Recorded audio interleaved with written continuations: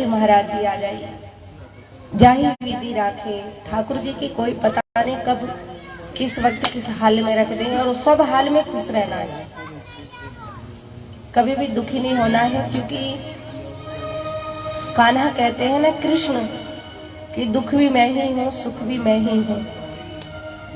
जो भी कोई चीज है, जो भी वस्तु है, कहने का तात्पर्य कि कोई भी चीज है, जड़ चेतन सब वो ही है, तो सब में फिर हमें आनंद में रहना है ना। जब सब ठाकुर जी है, दुख भी वही है और सुख भी वही है। जब दुख आता है तो हम रोते हैं, क्यों रोते हैं? दुख भी तो कान्हा ही है, दुख में भी तो आनंद में रहना है, उन्हीं के रूप में दोनों, दुख भी और सुख भी। तो प्रभु अब देखिए भरत जी पे कितना बड़ा दुख आया, अवध में कैसा दुख आ गया, लेकिन रह रहे हैं उसी। ठाकुर जी छोड़ गए, अवदेश छोड़ गए, सुनावद देखी, सुने अवध की अयोध्या नगरी के जो वृक्ष थे, जो लताएं थी, जो पुष्प थे, जो वहां वाटिका थी, सरयू जी का जल ही सूख गया राम के वियोग में, प्रभु जी के वियोग में। अवदेश के प्राण पक्षी उड़ गए। अब इधर भरत जी अपने ननिहाल में थे, तो स्वप्न देख रहे थे रात्रि को। स्वप्न में देखा कि हमारा अवध सोना है, माँ के मांग का सिंदूर मिट गया है, मैया ने श्वेत साड़ी पहनी है, इस स्वप्न में आ रहा था। और हमारे अयोध्यापुरवासी सब रो रहे हैं, सब मायूस हो रहे हैं, सब उदास हैं। तो ये सुबह उठते ही भरत जी अपने भैया शत्रुघ्न जी को कह रहे थे, शत्रुघ्न मैंने स्वप्न बड़ा भयंकर देखा है, पता नहीं मेरा दिल घबरा रहा है।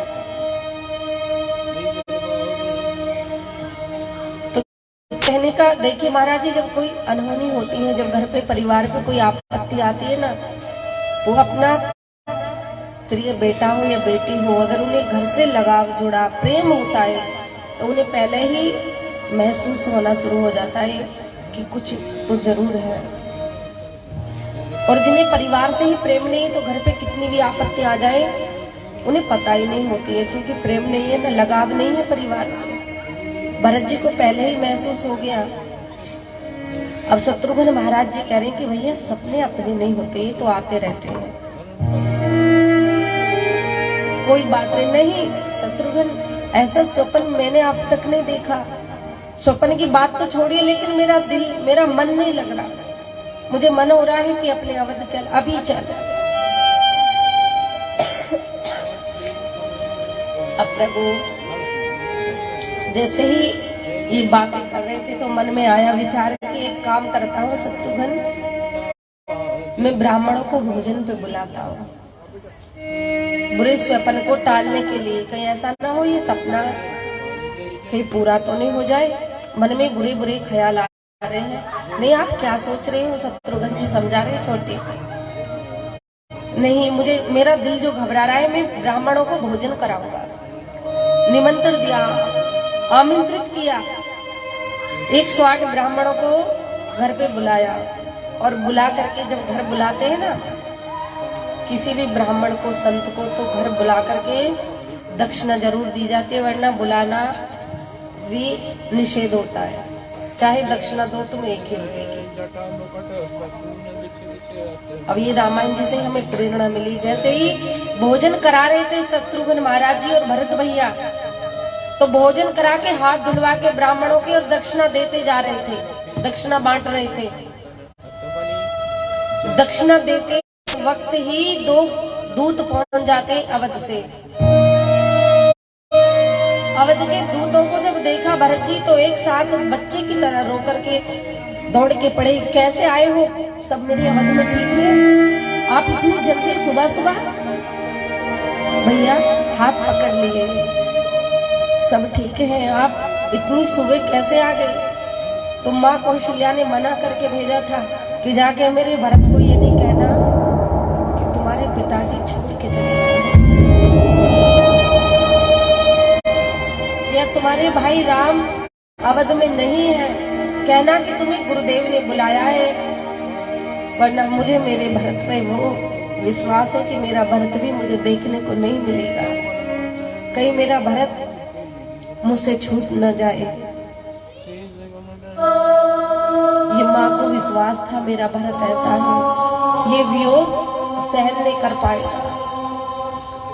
तो दूत कहने लगे कि राजकुमारों, भरत भैया, तुम्हें गुरुदेव ने, वशिष्ठ जी ने बुलाया है, बहुत जल्दी करके चलो। तो दक्षिणा ब्राह्मणों को जल्दी देते हुए और एक नजर अपने दूतों की तरफ है, उनकी आंखों में आंसू आ गए। कभी भी कोई भी देखो, दुख छुपता नहीं, कितना भी छुपाए, परिवार को नहीं बताएंगे कि तुम्हारे घर में ऐसा हो गया है, लेकिन बताए नहीं, उनके आव भाव से, उनके चेहरे से, उनके मायूसता से पता लग जाती है कि कोई बड़ा ही हादसा हो गया है। और वो दोनों दूत रोने लगे। भरत जी ने फिर आके पूछा, क्यों रो रहे हो?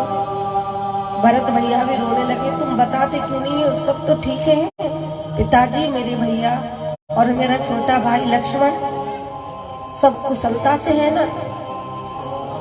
तो रोते हुए कह रहे कि कुशलता से तो है, सब कुशलता से ही है, तो आप क्यों रो रहे हो? फिर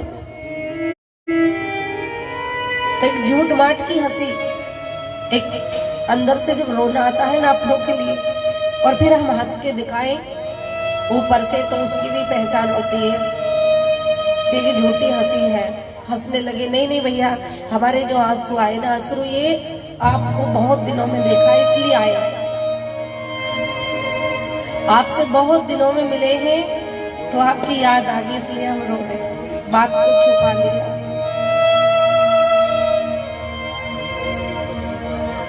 क्योंकि माँ ने मना किया था, बताना नहीं मेरे भरत को, वरना मेरा भरत ये सहन नहीं कर पाएगा।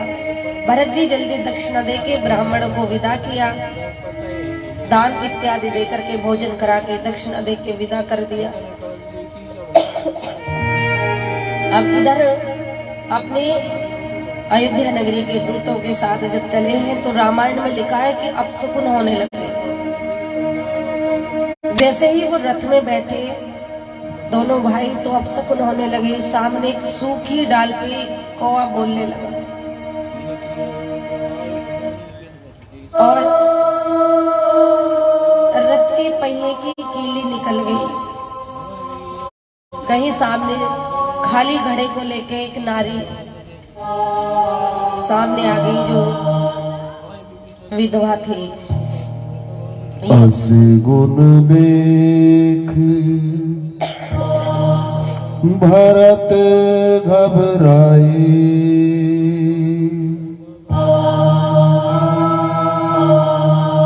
अस गुण देख भरत घबराए,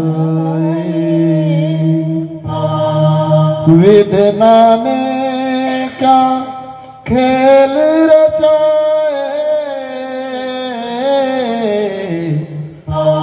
खेल रचाए। अब सपन देख करके भरत जी और भी चिंतित हो गए, आज हो क्या रहा है मेरे साथ। कहते हैं महाराज जी, देखो ये तो विधि के विधान है कि सामने सूखी डाल पे कौवा, खाली घड़ा लेकर के कोई नारी, उसके अपने हाथ की बात नहीं है कि वो विधवा हो गई, लेकिन ये रामायण में आया है कि विधवा नारी का सामने आना भी अपशकुन होता है। नारी पुरुष से पहले जो जाती है उससे बड़ा कोई भाग्यशाली नहीं होता जिसका श्रृंगार पति के सामने जाए। रामायण में उसे भाग्यशाली देवता उनके ऊपर पुष्प बरसाते हैं। ये हमारे और आपके हाथ की तो बात नहीं है कि हम पहले चले जाएं या पीछे, लेकिन हमारे कर्मों का फल है।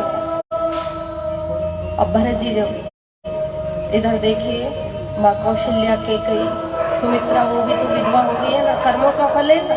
पति को धोखा दिया के कई ने, पति को छल लिया तो विधवा होना पड़ा। अब भरत जी जब आगे बढ़े तो सरयू जी के किनारे उनके पूर्वजों के मंदिर बना हुआ है। आज भी जाते हैं जो अवध में तो वो दर्शन करते हैं। राजा पृथु, मानधाता, इन सबकी मूर्तियां रघु अज तज सबकी मूर्तियां लगी हुई है, मंदिर बना हुआ है। भरत जी के संस्कार थे घर के परिवार के। भरत भैया जब आए अवध में, आते ही सरयू जी पहले अपने मंदिर में प्रवेश किया, अपने बड़ों बुजुर्गों को नमन करता चलो। तो देखा तो सबको पुष्प चढ़ाते जा रहे हैं अपने पूर्वजों को। पृथु को, राजा अज को, तज को, मानधाता को, सबको पुष्प चढ़ाया। तो एक नई मूर्ति जब देखी सामने अपने पिताजी की फोटो लगी हुई, जब उनका दर्शन किया तो कहने लगे ये क्या है? आज इस मंदिर में मेरे पिताश्री की मूर्ति क्यों लगी है? पुष्प चढ़े हुए भरत जी का हृदय वहीं टूट गया। भरत प्रसन्न भरत मिला। आप महाराज जी पढ़ोगे सुनोगे तो भरत जैसा भाई ना होगा। भरत जैसे त्यागी। भरत जी वहीं गिर पड़े, मुकुट कहीं गिर पड़ा। ये पिताजी की मूर्ति तुम बता क्यों नहीं रहे हो? क्या हो गया है मेरे अवध में? अवध सूना है, बाजार दुकानें सब बंद पड़ी हैं, एकदम सन्नाटा छाया हुआ है, शोक छाया हुआ है। भरत जी आगे बढ़े तो सबको मायूसता में देखा, सबको रोते हुए। और भरत जी को देख करके तो पूरा अवध बच्चे की तरह रोने लगे। भरत भैया, भरत जी को देख करके सब उनके पीछे दौड़े। और जैसे कोई अपनी बात कहने वाला होता है, बच्चा परेशान होता है, माँ से कहता है। भरत जी सबको रोते हुए देख के कारण पूछते हैं, क्या हो गया मेरे अवध को? मेरा आज अवध इतनी मायूसता में क्यों है, क्यों रो रहे हैं? मंथरा पहले से ही महाराज जी देखिए अपनी लीला बना करके तैयार करी हुई थी। कैकेयी को पहले ही समझा दिया कि भरत आ रहा है, तुम अपना थाली वाली तैयार करिए, कहीं ऐसा ना हो कौशल्या के कक्ष में चले गए तो कौशल्या मैया पहले ही भड़का देगी। मंत्रा ने पहले ही षड्यंत्र रच तैयार कर रखा है। मंत्रा ने आते ही भरत को कहा कि तुम अपनी माँ के कक्ष में चलिए, तुम्हारी मैया भरत लाला, तुम्हारी माँ बहुत दिनों से आपकी प्रतीक्षा कर रही है, चलिए पहले माँ से मिल लो। अब माँ के पास जब पहुंचे हैं भरत जी, माँ को जब देखा है श्वेत साड़ी में, माँ के मांग में सिंदूर ने देख के, माँ के माथे में बिंदी, हाथों में कंगन ना देख करके भरत जी बिखर गए, क्योंकि पहले ही मूर्ति को देखा है मंदिर में। माँ से कहा, माँ ये सब कैसे हो गया? ये क्या है? आपने क्या वस्त्र पहने हुए हो? और पिताजी की वहां मूर्ति क्यों? कहाँ है मेरे पिता? और कहाँ मेरे राम भैया है? मुझे देख के आए नहीं अभी।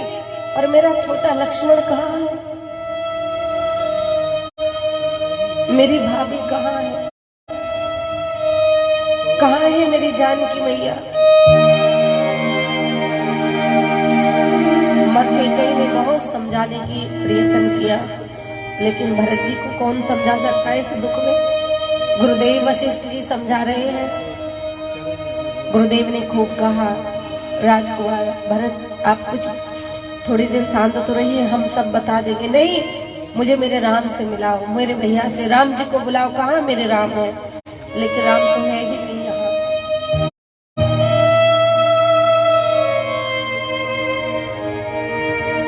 पूरा अवध शोक में डूबा हुआ है। और प्रभु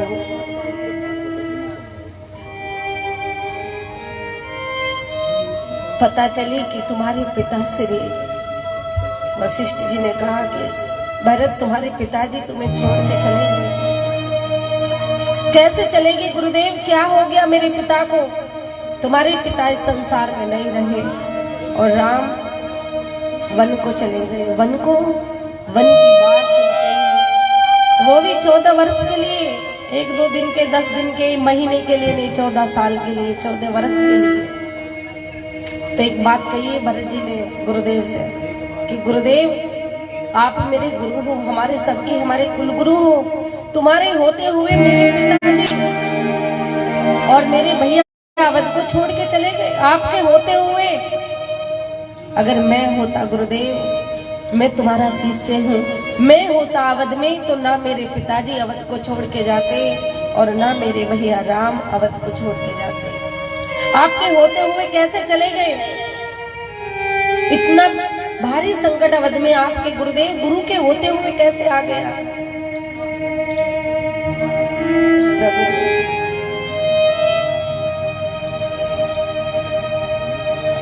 इस प्रकार भरत जी आंखें भर के रोने लगे। कहते हैं प्रभु जी की प्रेम वीराने को गुलिस्ता बना देता है, वीरान जंगल को भी। और जहां प्रेम ना हो तो वहां चाहे कितने भी आप परिवार रह रहे हो, वहां भी वीरान बना देता है, जंगल कर देता है। जहां पे कुटिल जैसी मंत्रा रहती हो, जहाँ पे केकई जैसी माँ की मति बदल जाए। हमारी मांग का सिंदूर मिटने का कारण यह है कि हम पतियों के साथ दगा करते हैं, छल करते हैं, बात बात पे झूठ बोलते हैं। ये रामायण जी से ही प्रेरणा मिली कि विधवा पन हम कब भोगते हैं। इस जन्म में नहीं हुई है गलती तो पिछले जन्म में हुई है, क्योंकि तीनों माताओं ने, एक ही ने दोनों को भी विधवा कर दिया। एक ही नारी के कारण उन्हें विधवा का मुख देखना पड़ा। कहीं ना कहीं तो उनसे भूल हो जाती है। और प्रभु क्या कह रहे हैं? भीख मांग रहे हैं, कह रहे हैं कि गुरुदेव आप मुझे अब आप रोइए ना भरत, रोने से कोई काम नहीं चलेगा। यार रिश्ता खत्म कर दिया भरत जी ने माँ से। माँ आज से तुम मेरी माँ नहीं हो और मैं तुम्हारा बेटा नहीं हूँ, तुम कैसी माँ हो? और गुरुदेव आप कह रहे हो कि अपने पिता का अंतिम संस्कार करके राजपाट सौंप लो, राजपाट को शुरू कर दो।